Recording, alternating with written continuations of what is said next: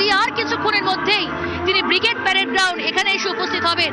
কলকাতা বিমানবন্দর থেকে সেখান থেকেই কিন্তু আমরা জানি যে হেলিকপ্টারে করে এখানে এসে উপস্থিত হবেন।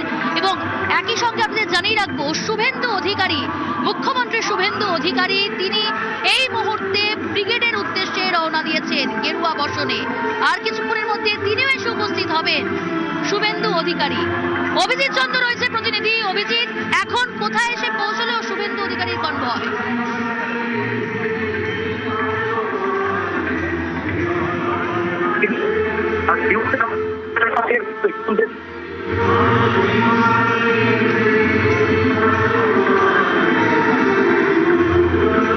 অভিজিৎ, তোমার কথা একেবারে স্পষ্ট শোনা যাচ্ছে না। আমরা আবারও তোমার সঙ্গে যোগাযোগ করছি। তবে আপনাদের জানিয়ে রাখবো, শুভেন্দু অধিকারী তিনি ইতিমধ্যেই ব্রিগেডের উদ্দেশ্যে রওনা দিয়েছেন। গেরুয়া বসনে তিনি আসছেন আজ ব্রিগেডে, ব্রিগেড প্যারেড গ্রাউন্ড।